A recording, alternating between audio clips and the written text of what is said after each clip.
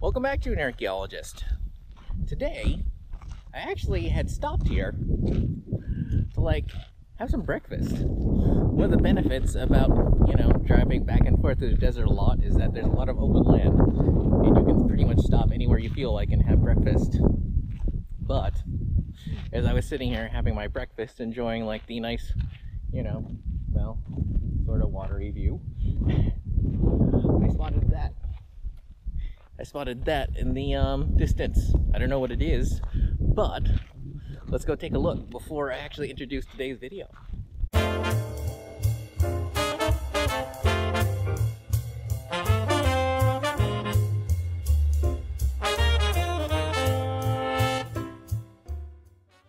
So I'm not gonna lie.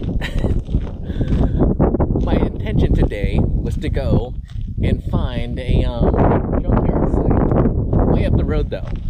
I remember recording it years ago and thinking, wow, that would make a good idea to revisit that place to show you, obviously not just to show you a junkyard, but the sort of thing that field archaeologists deal with all the time. I realized I did that in the last episode too, but this place was huge. And I'm looking around here, and this place, my God, I'm not sure how well this shows up in camera, but hang on, let me aim it down a little as I'm swirling around, probably making you all sick.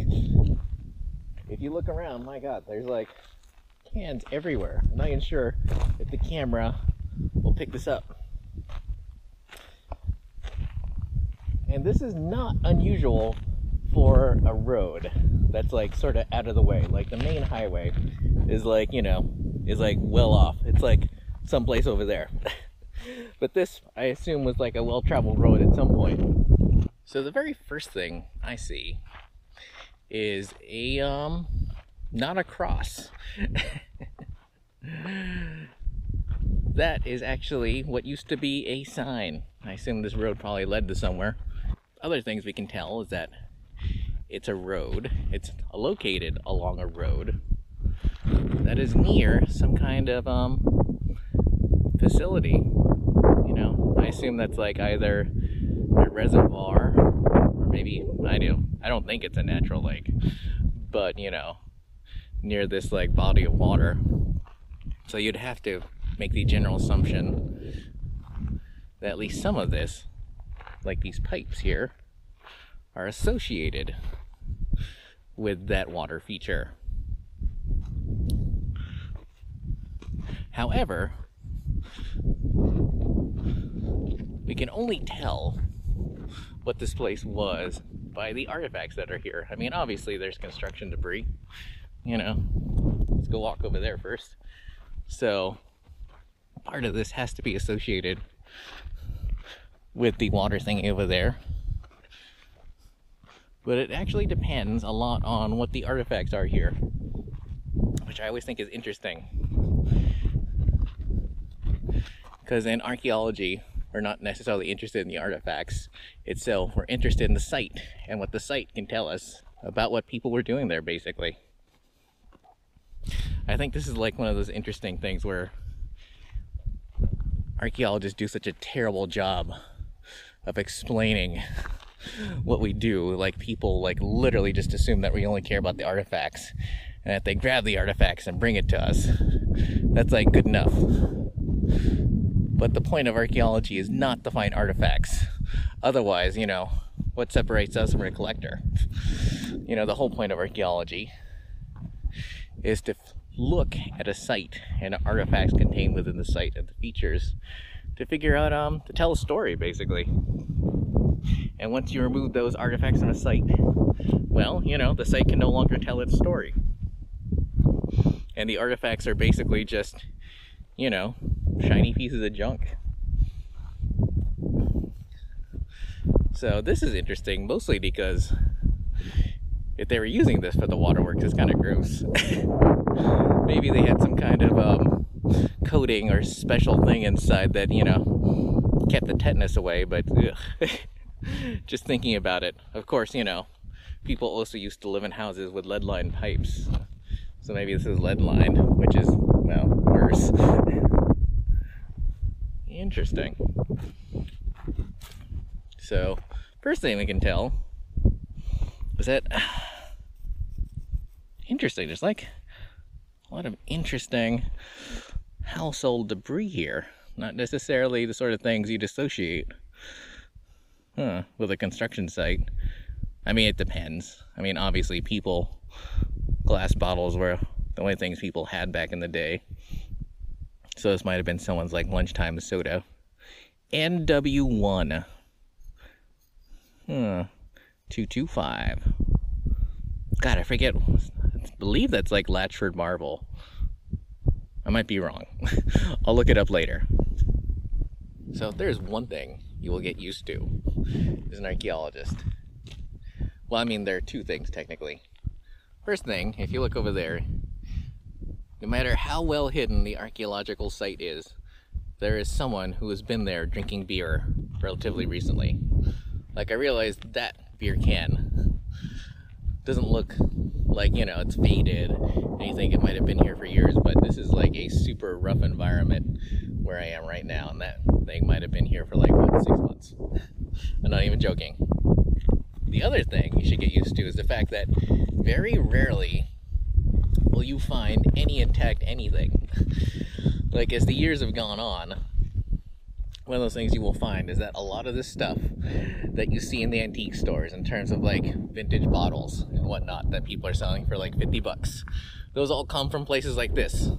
In fact, I once remember I was surveying someplace near here. I'm not going to say where, but I was on a survey near here. And me and the person I was with were walking one way down the road. And there was a person with like a garbage bag, like coming down the other way, collecting interesting looking things. And we were literally recording like a historic roadside site, or at least, you know, looking for historic roadside sites. And that happens more often than you think. Obviously, it's not a site yet, so I can't necessarily, you know, we can't necessarily say, hey, you're breaking the law. Especially, you know, if they're just like grabbing, you know, especially since we didn't know what they were grabbing. You know, we don't, you know, we're archaeologists, we're not cops. So we don't have like the power to just like, you know, stop people and search them, obviously. Hopefully this is still America. But, yeah, you'd be surprised how often you run across people who just like, you know, are pretty open about grabbing stuff from archaeological sites. Oh, God. Huh. Haha. So this, if you are actually paying attention and are interested in archaeological technology, this is called a hopper open can. Basically, there would have been like, you know, this little hole there would have been jammed up into the mechanism itself. And then you would have rotated the can, and it would have made a very neat opening. But the easiest way to tell a hopper open can is always looking for the central hole. Although I will admit, this is not a very well opened hopper can. Hopper open can. So I open up the possibility that it may have been something else. Huh. Interesting. Huh. Oh. Or alternatively, maybe, maybe they used this hole right here to like drain out the juice first, and then they stuck it in the hopper opener and opened the can. See, you can tell stuff just by looking at them. Oh, wow. And just to get back to that hopper opening can, that particular can opening style, or that particular can opener did not last very long, mostly because it was kind of a hassle compared to everything else. God damn, I really need to get a new tetanus shot. Oh, there it is again. Huh, interesting. Yeah, God, I should probably put up the dates of when hopper openings, you know, when a hopper style can opener were in use. But I believe that they mostly went out of fashion sometime before the 1930s, possibly the 1940s. Because most people, especially out in the West, preferred either using a bayonet or a P38 or the rotary style can opener that came in like the, I want to say the 40s. What else is there? Wow, Wow, that's actually rather unusual. See so many cans that were hopper opened. Huh. Like really unusual. Hmm.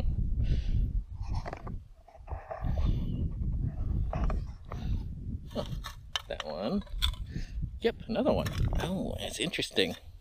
And when you combine the hopper opening with the fact that this had soldered end caps, or not soldered, but oh god, is it lapped? Seamed? No. Oh shoot. Well, whatever. As you can see, like, you know, basically the edges here are like bent down and like exerted over, which is very different than today. Today they kind of use a almost like a double, like a W, basically. The whole, you know, the whole lid is basically, there's like a W on the outside of the lid, and then it's pushed down, and then it's like squeezed down together to make, you know, to make a very good seal. So these cans are surprisingly old. Oh, interesting. Huh. Oh, where was it? Another interesting thing. I don't know what this is. I assume it's some kind of spice tin lid, though. Another term you should get used to. Oh, look at that. Obviously, no prizes for knowing what this is. Obviously, this probably belonged to a really, really, really old sardine can. Kind of gross. What else we got? Oh, interesting. Look at that. Huh. I want to say it's milk glass, but I don't think it is. Or maybe it is. Just look at the way it's not so translucent. Or not so clear. It also reads Neboy something. And it was the bottom. I want to say, that's interesting. I believe this was the bottom of some kind, or maybe the lid, to maybe some kind of skincare cream, or something similar. Huh. What else can we see? Oh, interesting. Blue glass is surprisingly rare, at least in my experience in the field. God, I always forget the color, what we'd call this, like azure or something. Wow, I am demonstrating such great archaeological skills today. Oh, look at that. More sun-colored amethyst glass. I'm not sure how well this translates onto the camera. Ooh, and that's pointy. Let's go pick up something that's less pointy. So, between the hopper open cans, and this sun-colored amethyst glass, and some of this other stuff here, I'd say that this site probably dates, I don't know, I want to say the 20s. Definitely pre-1930s. Ooh, now that's cool too. Ooh, wait, what is that? Oh my god. Well, that says patented. Wow, I've actually never seen this particular... Wow, I've never actually seen this particular kind of, bottle base before. And it says 1877. Wow, I might actually have to go back to the truck and grab a photo of this. Ooh, and wow, this is actually, wait, is that genuine? No. Another archaeological tip for some of you. Ceramics, or at least true china, is very thin and almost translucent.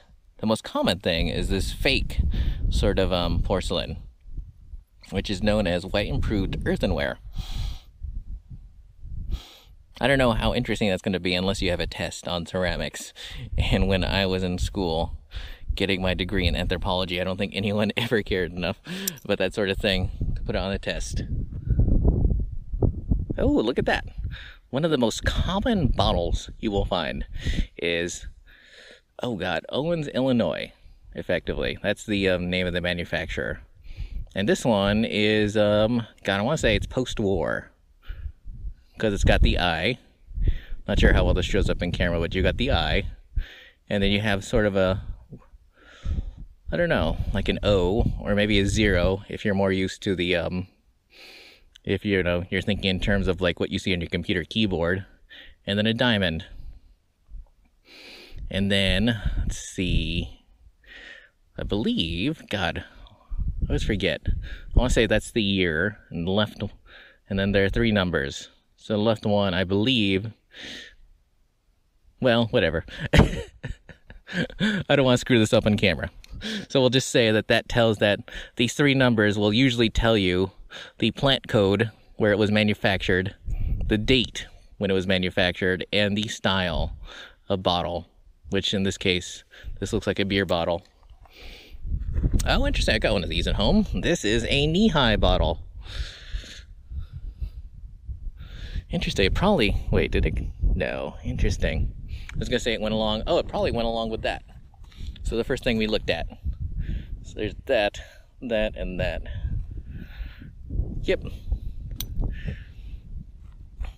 Interesting. If you decide to become an actual real-life field archaeologist, get used to knowing, you know, at the very least, recognizing what a historic bottle is. You know, most of the time you'll have a cheat sheet that'll alert you, or that'll, you know, that'll show you what each individual marking means. And eventually, like with Owens, like I just recognize it since it's so common, but with the other ones, you don't necessarily need to know, but you will eventually become familiar enough with them that, you know, you'll just be able to identify it on site. Oh God, that's like a big pile over there. I'm not gonna lie, this is a pretty extreme example. Like clearly, if you look at this, this was definitely someone's city dump. So obviously there must have been a settlement or town or something near here. I don't know exactly where here is, but you know, obviously there was something here, because this is well in excess of what you would expect for construction debris, or you know, a site that was used as a dump, you know, during the construction of something. This was clearly in use for many, many years, and this is mostly household refuse, so obviously it was from some sort of settlement. I realize it's a very neutral term, so we'll just call it, you know, this was like a town dump or a city dump someplace. Let's see if we see anything interesting. One thing I think I'll right away is the fact that this probably dates at a minimum, or I guess the latest date I could say is like the 60s, possibly the 50s. Just dating, just judging by some of these old soda bottles. Oh, Mission Soda, I've seen that before. God, I forget where that comes from. But I've seen it before in this part of the world. Obviously, lots of bottle bases.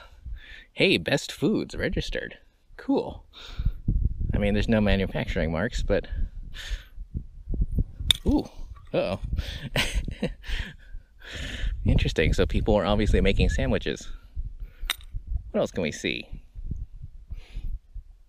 Plenty of screw top lids. That's what those are. And if you look there, there's a squishy piece of glass, because clearly there was a fire here at some point. Or, you know, I guess people came here and just burned their trash. Wow, you can make... God, I probably shouldn't say what I was about to say next. Interesting. Oh. Ew. Ew is a word you're going to hear a lot when you're an archaeologist, especially if you don't wear gloves. Oh, interesting. If you're curious, this right here, this little circular part, is a suction scar. Wow. Alright, so I'm not going to step over this too much because I don't want to disturb too much of it. But that, right there, that is Fiestaware. Fiestaware is, actually I don't think I've seen a lot of Fiestaware out in the field, even in this part of the world. And obviously, as you can tell, it's a sort of earthenware. Also, again, further evidence that people were basically taking their trash here and burning it. Huh. I'm not sure if that was like standard procedure at municipal garbage dumps back in the day, so maybe this was like just like a dump that locals used, you know, where they burn their trash, as opposed to like an actual municipal dump. Another way to tell a can's age is by opening type. Or not opening type, but I guess sealing method. Modern cans, obviously, you know, there's no sort of cap in the top or hole or anything. And basically, this is the way originally the can would have been filled, like in the olden days. Like these days, the can basically just runs down the assembly line lidless. Then it's prepped, you know, the food's put in, it's pasteurized, or however it's sterilized, and then the can is put on and basically hermetically sealed. In the olden days, however, you had to put the stuff in, boil it to get it to be sterilized, and then seal it. And basically, the bigger cap is where the stuff would have been put in, and then this would have been, and then it would have been sealed, put in that way.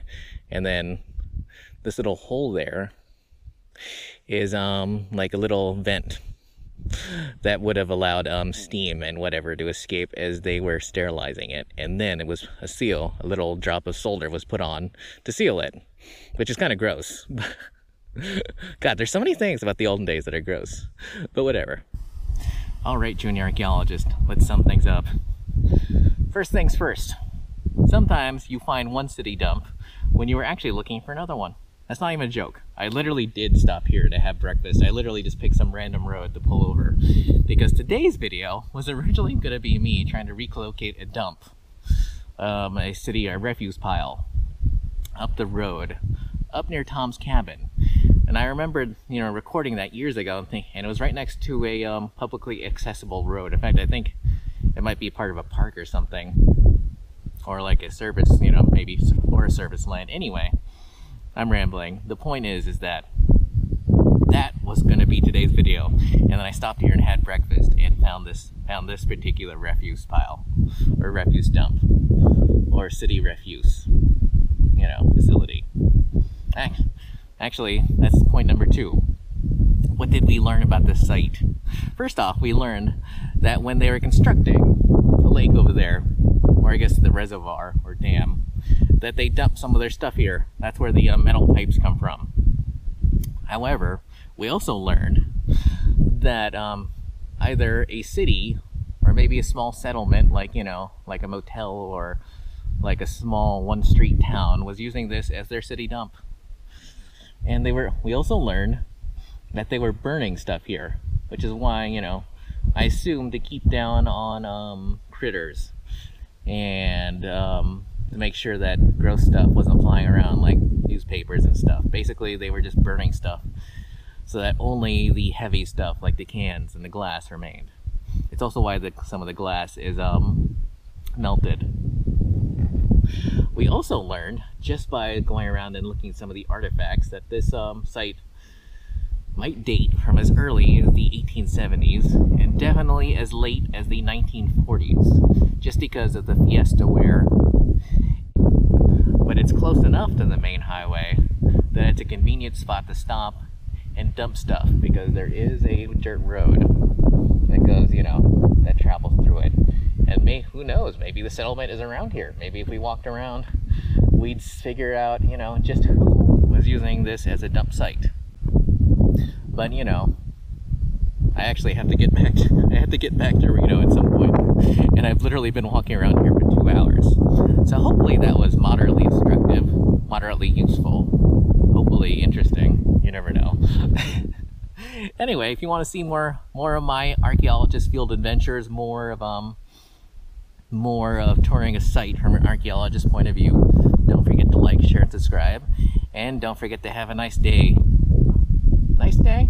Don't forget to have a good day, junior archaeologist. Wait, let me do that again. Don't forget to have a good day, junior archaeologist. Ha! That was much more cheerful.